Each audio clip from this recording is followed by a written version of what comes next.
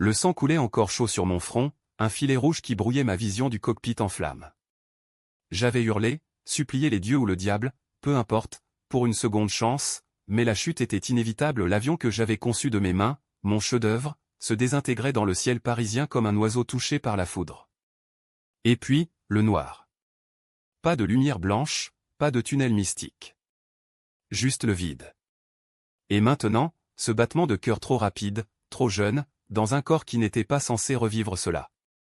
J'ouvris les yeux, et ce n'était pas l'hôpital militaire de Val-de-Grâce, ni les débris fumants de l'aérodrome de Villacoublay. Non.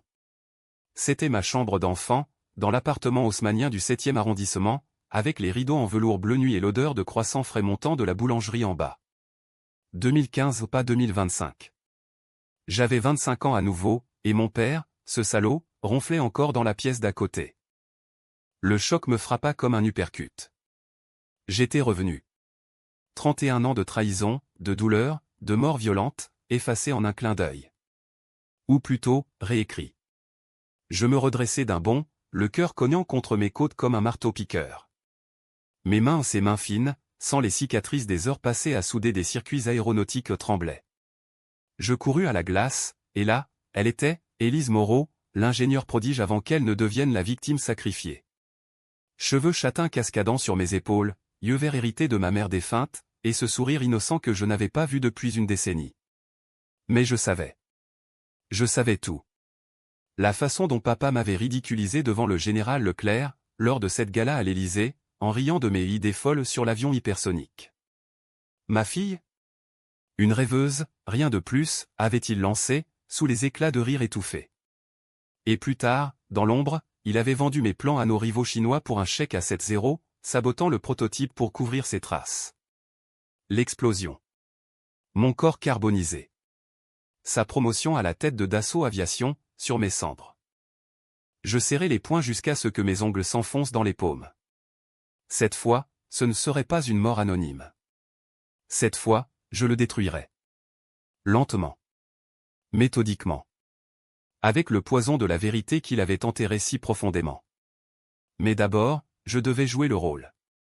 Sortir de ce lit, descendre les escaliers en bois ciré, et affronter le monstre au petit déjeuner, comme si rien n'avait changé. Papa était là, dans la cuisine au mur crème, feuilletant le Figaro avec sa tasse de café noir fumant. Henri Moreau, le patriarche impitoyable, ancien pilote de l'armée de l'air, décoré de la Légion d'honneur pour des missions en Libye qu'il embellissait à chaque dîner. À 55 ans, il avait déjà cette raideur dans le cou, ce regard d'acier qui faisait plier les subalternes. « Bonjour, ma chérie » lança-t-il sans lever les yeux, comme si j'étais encore sa petite princesse. « Prête pour ton stage chez Airbus ? Ne rate pas le métro, hein. » Je m'assis en face de lui, les jambes croisées sous la table en acajou, et je souris. Un sourire doux, filial, mais mes yeux le transperçaient déjà. « Bonjour, papa. J'ai rêvé cette nuit. Un cauchemar horrible. Un avion qui explose dans le ciel. » Il releva la tête, un sourcil arqué, mi-amusé, mi-inquiet. « Parfait. La graine était plantée. Rien de grave, j'espère ? Tu sais, les avions, c'est mon domaine. Si tu as peur, je peux t'expliquer. » Je bus une gorgée de son café amer, comme son âme, et répondit d'une voix légère, « Non, c'est juste. Une prémonition, peut-être. Et si c'était le nôtre qui crachait ? Celui que tu supervises. » Il rit, un éclat bref et condescendant. « Absurde. Tes idées de gamine. Concentre-toi sur tes études, Élise. L'aéronautique, c'est pour les hommes comme moi. » Les mots me brûlèrent, écho exact de cette nuit fatidique 10 ans plus tard. Mais je ne bronchais pas. Pas encore. Je hochai la tête, murmurai un oui, papa, et quittai la table, mon plan se formant déjà dans l'ombre de mon esprit ressuscité. Dehors, Paris s'éveillait sous un ciel gris d'automne, les feuilles jaunies tourbillonnant autour des fontaines de la place de la Concorde. J'avais 31 ans de souvenirs dans ce corps de 25 ans, les nuits blanches à l'école polytechnique, les équations griffonnées sur des serviettes en papier lors de dîners solitaires, les amants éphémères qui s'effrayaient de mon ambition, et surtout, la trahison. Papa n'était pas seulement cupide. Il était monstrueux. Il avait couché avec ma meilleure amie, Claire, pour obtenir des infos sur mes recherches. Il avait falsifié des rapports pour me discréditer auprès du ministère de la Défense. Et le pire, il savait que le sabotage causerait ma mort. Un accident regrettable, avait-il dit lors de l'enquête, les larmes aux yeux devant les caméras de France 2.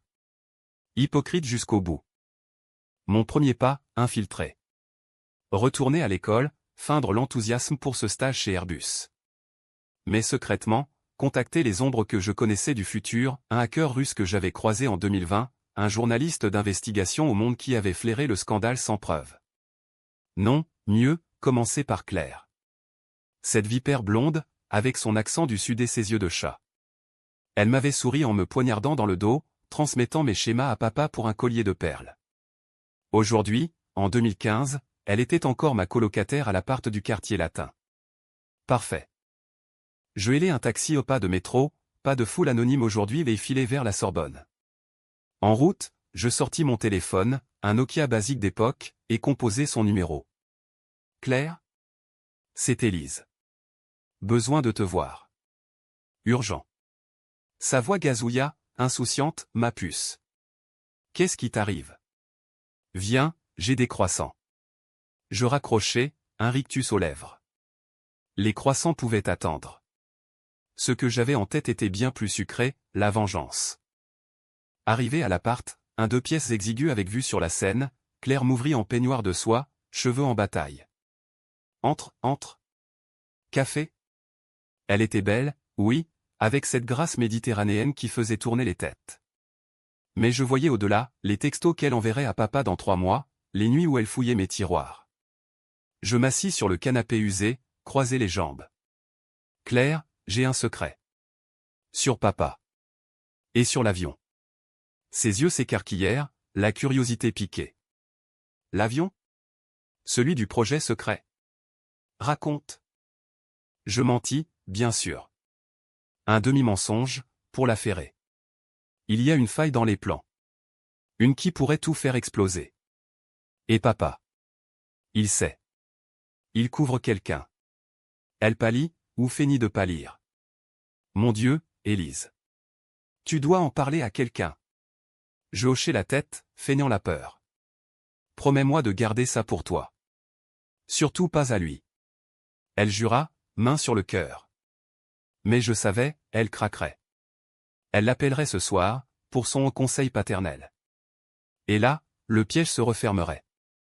Les jours suivants se fondirent en un balai de duplicité. À l'école polytechnique, je brillais, conférence sur l'aérodynamique, nuit à bidouiller des simulations sur mon laptop préhistorique. Mes professeurs, ces barbons en costume 3 pièces, me félicitaient, Mademoiselle Moreau, vous avez le génie de votre père. Je souriais, mais intérieurement, je ricanais. Le génie ? C'était le mien, volé. Papa m'appelait tous les soirs, sa voix mielleuse, comment va ma petite ingénieure ? Je répondais des banalités, glissant des allusions subtiles. J'ai repensé à ce rêve, papa. L'avion. Il volait trop vite. Trop instable. Il balayait d'un rire. Arrête tes fantômes, Élise. Mais les fantômes étaient réels. Et ils me guidaient. Un soir, lors d'une réception à l'Institut de France, je croisai le général Leclerc pour la première fois dans cette vie. Cheveux grisonnants, uniforme chamarré, il serrait des mains avec l'assurance d'un conquérant. Je m'approchai, verre de champagne en main. Général, Élise Moreau. Fille d'Henri. J'ai des idées pour votre prototype hypersonique. Il haussa un sourcil, intrigué. Des idées ? Votre père dit que vous êtes encore en formation. Le couteau dans la plaie, déjà. Mais je souris. Mon père sous-estime. Laissez-moi vous montrer un croquis. Je sortis un schéma plié, pas le vrai mais une version piégée, avec une erreur que je corrigerai plus tard. Il lut, siffla. Impressionnant. Discutons-en. Papa arriva pile pour nous voir. Son visage se figea en voyant sa petite fille charmer le général. Élise ? Qu'est-ce que tu fais là ? Je pivotai, innocente. Je discute à faire, papa. Comme toi. Il rit, forcé, et lança sa pique fatidique, le général plaisante, ma chérie. Les femmes comme toi sont faites pour les salons, pas les cockpits. Les rires fusèrent, discrets, assassins. Leclerc fronça les sourcils, mais papa enchaîna, me reléguant au silence. Ce soir-là, rentrant seul sous la pluie battante de la rue de Rivoli, je jurais, il paierait. Pour chaque moquerie, chaque trahison à venir. Le piège était tendu. Claire avait déjà appelé, j'avais vérifié son portable en douce. Henri, Élise soupçonne quelque chose. Il mordrait à l'hameçon. Les semaines s'écoulèrent comme un vin capiteux, âpre et enivrant. Paris, cette putain de sirène, bruissait de secrets, les lumières de Montmartre clignotant comme des yeux accusateurs, le Seine charriant les regrets des amants perdus. J'avais tissé ma toile avec patience, contactant discrètement un ancien de la DGSE, un type nommé Laurent, croisé en 2019 lors d'une mission d'espionnage industriel que papa avait orchestrée contre moi sans le savoir. Dans cette vie, il était encore un bleu à la direction générale de la sécurité extérieure, mais je le pistais via un faux profil sur LinkedIn naissant. Besoin d'infos sur des fuites chez Dassault, lui écrivis-je anonymement.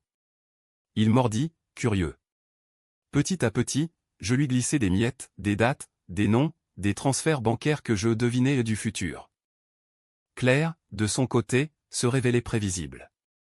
Elle et papa se voyaient en cachette, je les avais surpris une fois, dans un café du Marais, leurs mains se frôlant sous la table. Elle rougissait comme une écolière, lui arborait ce sourire carnassier de prédateur. J'aurais pu les confronter, hurler la vérité sur leur adultère naissant. Mais non. La vengeance est un harlan, et l'humiliation, son pinceau le plus fin. Au lieu de cela, je l'utilisais. Lors d'un week-end à Deauville, invitation forcée de papa pour resserrer les liens familiaux, je la coinçais dans la chambre d'hôtel, face à la mer normande houleuse. Claire, je sais pour toi et lui. Et pour les plans que tu lui passes. Elle blêmit, bégaya, Élise, ce n'est pas ce que tu crois. Il m'a forcé.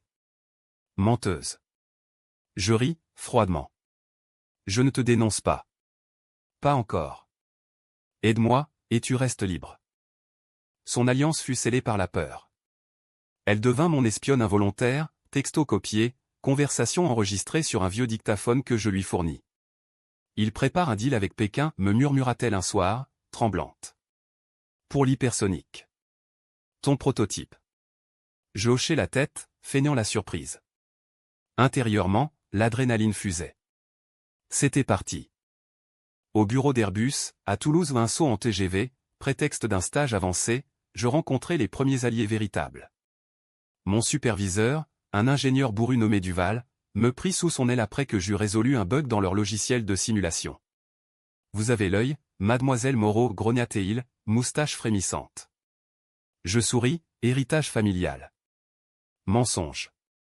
Duval devint ma porte d'entrée, accès au lab, au prototype. Et là, dans les hangars vastes comme des cathédrales, je revis l'avion. Mon avion. Le Mirage NG, slick et mortel, avec ses ailes delta et ses moteurs à réaction qui hurlaient la promesse de la vitesse. En 2025, il m'avait tué. En 2015, il renaîtrait sous mon contrôle. Mais papa rôdait. Il appela un soir, voix tendue, Élise, le général Leclerc m'a contacté.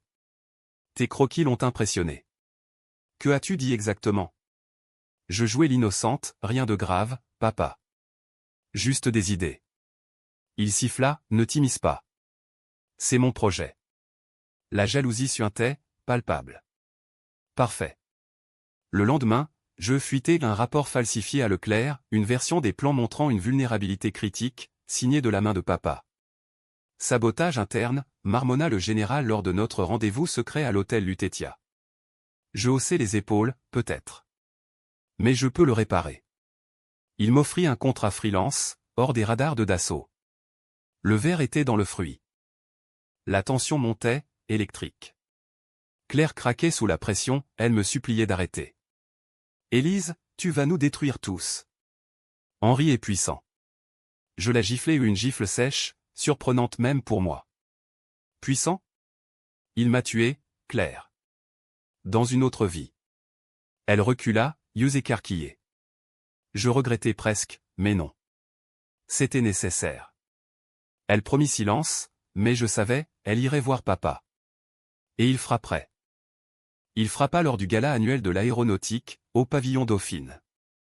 Smoking noir pour lui, robe rouge sang pour moi, un choix délibéré, pour le sang versé. La salle bruissait de généraux, de diplomates chinois en costard impeccable, de champagne pétillant sous les lustres en cristal. Papa m'avait traîné là, pour te présenter. En réalité, pour me brider. Devant Leclerc et une brochette d'officiels, il lança sa bombe, ma fille. Une amatrice. Ses idées sont charmantes, mais regardez l'expertise réelle. Il déroula un écran, projeta mes anciens croquis au volet, modifiés pour paraître ridicules. Rire gras, murmure. Leclerc fronça les sourcils, mais papa enchaîna, les femmes dans l'aviation? C'est comme des pilotes en talons. Adorable, mais inutile. Le silence qui suivit fut assourdissant. Je sentis la rage bouillir, un volcan prêt à cracher. Mais je souris. Papa, tu oublies un détail. Je m'avançai, micro en main, et cliquai sur ma clé USB.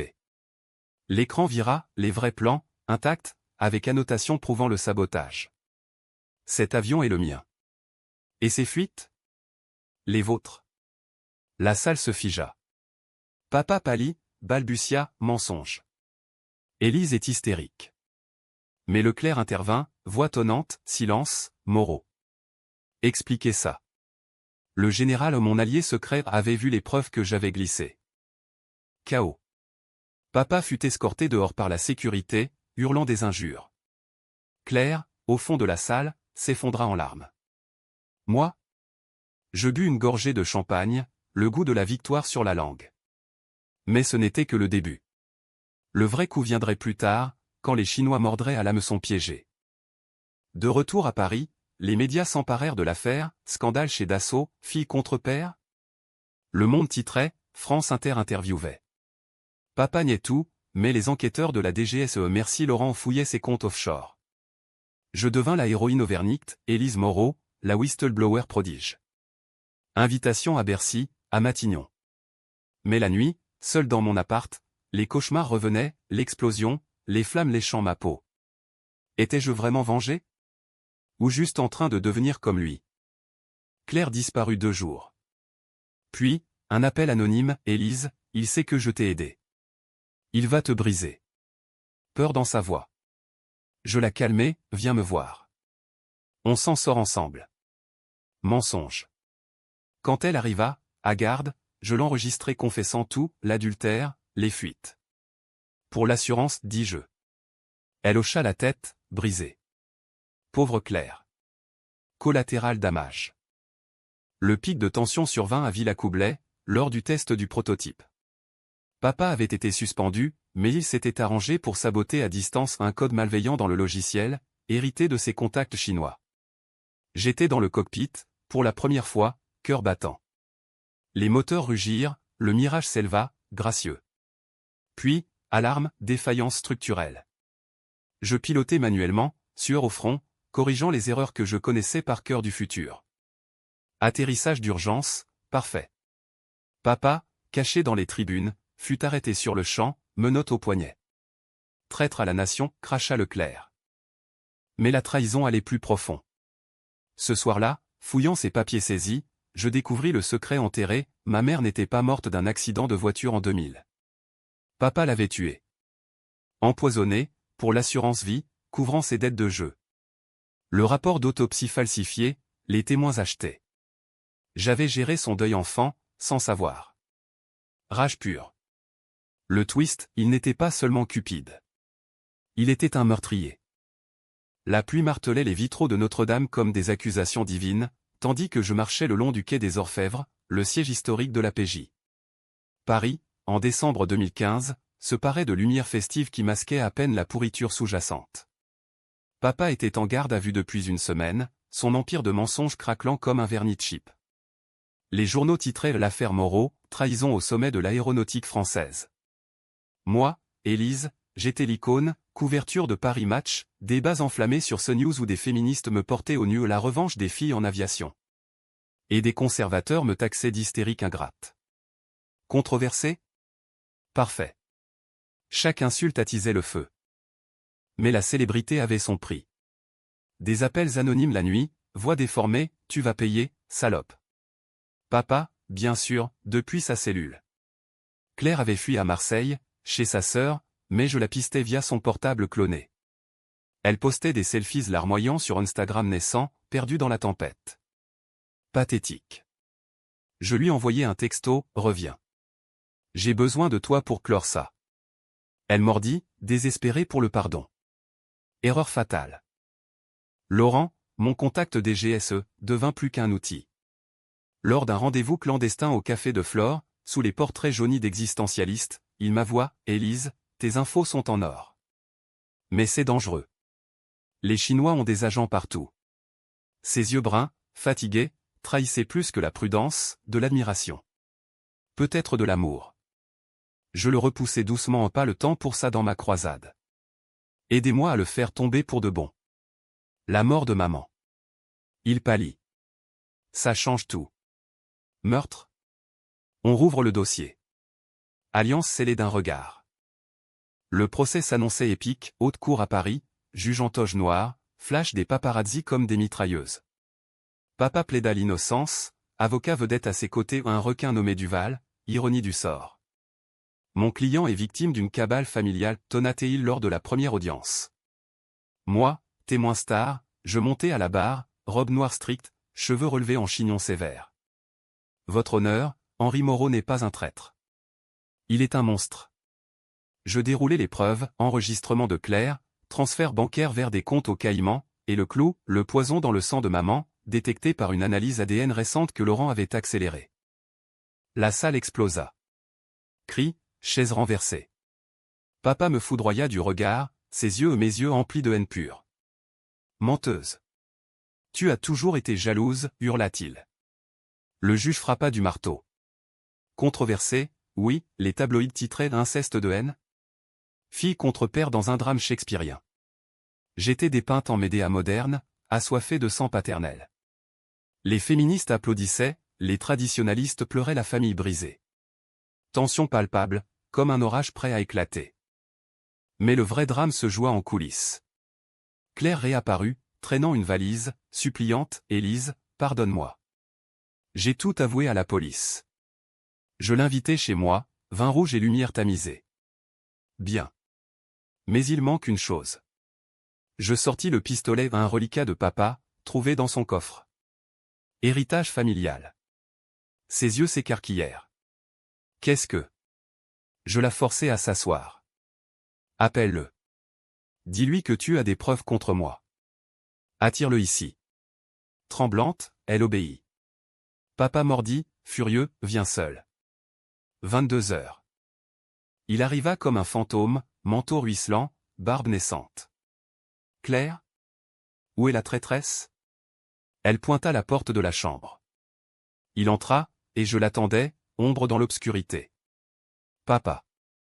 Il sursauta. Élise. Qu'est-ce que c'est que ce cirque? Je levai l'arme, froide. Le cirque, c'est toi.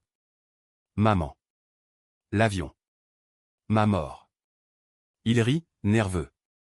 Ta mort? Tu délires. Range ça. Mais je vis la peur. Pour la première fois. Le face-à-face dura 1 heure, confessions arrachées comme des dents. J'ai fait ça pour nous, Élise. Les dettes, après ta mère. Elle buvait, elle était faible. Mensonge. Je pressai la détente au nom pour tuer, mais pour effleurer son épaule, une égratignure sanglante. Il hurla. Claire, dehors, appela la police au mon ordre. Sirène hurlante, arrestation en direct. Tentative de meurtre sur sa fille, titra le Figaro le lendemain. Twist, papa accusa Claire, elle me protégea. Loyalité achetée par la terreur. Le procès vira au cirque médiatique. Témoignage lacrymogène, oncle évoquant le bon Henri, amantes anonymes murmurant ses vices. Moi, je restais stoïque, mais intérieurement, les doutes rongeaient. Étais-je meilleur que lui? Ses décisions en manipulé Claire, menacée avec une arme me rendaient-elles monstrueuse? Laurent me consola lors d'un dîner autour d'argent, la vengeance n'est pas propre, Élise. Mais la justice l'est. Ses lèvres sur les miennes, un baiser volé sous les étoiles de la tour Eiffel. Peut-être un début. Le verdict approchait, et avec lui, le twist que j'avais orchestré. Les Chinois, flairant le piège, tentèrent un coup, un agent contacta papa en prison, offre de suicide assisté pour protéger la famille. Intercepté par Laurent. Preuve irréfutable, papa, collaborateur étranger. Condamné à perpétuité, sans remise. La salle applaudit, je pleurais au pas de joie, mais de libération. Mais le secret final, en fouillant ses cellules, on trouva une lettre. Pour moi. Élise, si tu lis ça, c'est que tu as gagné. Sache que ta mère. Elle t'a aimé plus que tout. Et moi, je t'ai aimé à ma façon tordue. Pardonne. Poison ou vérité? Je brûlai la lettre dans la Seine, cendres emportées par le courant. Vengeance accomplie? Pas tout à fait. L'hiver 2016 s'abattit sur Paris comme un linceul, la neige saupoudrant les Champs-Élysées d'un faux manteau de pureté. Papa pourrissait à Fresnes, son nom synonyme de disgrâce nationale. Moi, Élise Moreau, j'étais promu, contrat exclusif avec le ministère de la Défense, mon Mirage NG en phase de production accélérée. Galas, discours, flashs incessants. La vengerelle de l'air me surnommait Libération, mi-admiratif, mi-ironique. Mais la gloire pesait, lourde comme un gilet pare-balles. Les nuits, les fantômes dansaient, maman souriant avant le poison, l'avion en flammes, papa suppliant dans ma chambre. Claire avait purgé sa peine 6 mois avec sursis, pour complicité. Elle revint, changée, cheveux courts, regard hanté. Laisse-moi t'aider, Élise. Pour me racheter. Je l'acceptai, mi par pitié, mi par calcul. Elle devint mon assistante, tri de mai, rendez-vous. Mais la tension couvait. Lors d'une soirée arrosée au baron, elle craqua, tu m'as utilisé comme un pion. Et si j'avais tué Henri moi-même? Sa voix, un murmure alcoolisé. Je la giflai à nouveau, habitude maudite. Tu l'as aidé à me tuer, Claire. Souviens-toi. Elle pleura, et pour la première fois, je la serrai dans mes bras. Humanité retrouvée? Ou faiblesse? Laurent s'imposa comme encre. Nos rendez-vous devinrent rituels, dîner au Meurice, promenade le long des berges. Tu es plus que la vengeance, Élise, murmura-t-il, doigts entrelacés. Il avait raison. Le projet avion avançait, test supersonique à Istres, où le Mirage hurlait à Mach 3, fendant le ciel comme une lame. Leclerc, promu maréchal, me tapa l'épaule, sans vous, on serait aux Chinois. Ironie, les mêmes qui avaient failli m'acheter. Mais le passé ressurgit, vicieux. Un oncle, frère de papa, me contacta, il veut te voir. Dernière volonté. Fresnes, parloir glacial, vitres blindées. Papa, vieilli de 10 ans en 6 mois, joues creusées, yeux injectés. Élise. Ma fille. Je m'assis, froide. Quoi? Il glissa une photo jaunie, maman, enceinte. Tu as une sœur. Adoptée. En Chine. J'ai arrangé ça après sa mort, pour l'argent. Twist good punch. Une sœur? Vendue? Rage remonta. Où? Il rit, amer, trouve-la. C'est ta punition. Je partis sans un mot, mais le poison s'insinua, étais-je complice de son legs pourri? Recherche frénétique, via Laurent, dossier DGSE. Linmeil, 25 ans, orpheline à Shanghai, ingénieur chez un sous-traitant aéronautique. Mes plans volés? Les siens, peut-être. Vol pour Pékin, visa diplomatique. Shanghai bruissait, néon criard, humidité poisseuse. Je la trouvai dans un lab high-tech, cheveux noirs lisses, yeux verts miens. L'un? Élise Moreau. Elle fronça les sourcils, la française du scandale? Qu'est-ce que? Je montrai la photo. Choc. Larmes. Papa. Histoire contée en mandarin approximatif, aidée par un traducteur. Elle savait, adoptée, élevée pour espionner. Il m'a formé contre toi. Ironie cruelle. Alliance improbable, sœur contre l'ombre paternelle. Elle avait des preuves, disque dur de sabotage chinois, liant papa à un cartel. Retour à Paris, dossier bouclé. Nouveau procès, extradition refusée, mais sanctions internationales. Papa, en cellule, apprit la nouvelle par le gardien. Crise cardiaque. Mort dans la nuit. Fin. Pas pour moi. Le deuil fut étrange, pas de larmes pour lui, mais pour l'enfant que j'avais été. Claire organisa les funérailles petites, discrètes, au Père-Lachaise. Laurent à mes côtés, l'un en visio depuis Shanghai.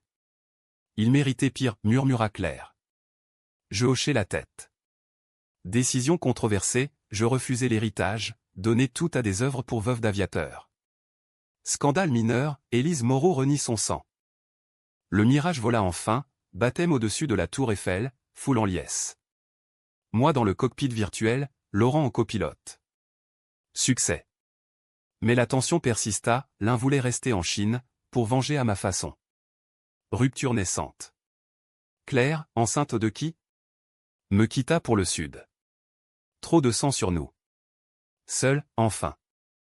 Ou pas. Un appel, Leclerc. Nouveau projet. Hypersonique quantique. Vous êtes la chef. Sourire.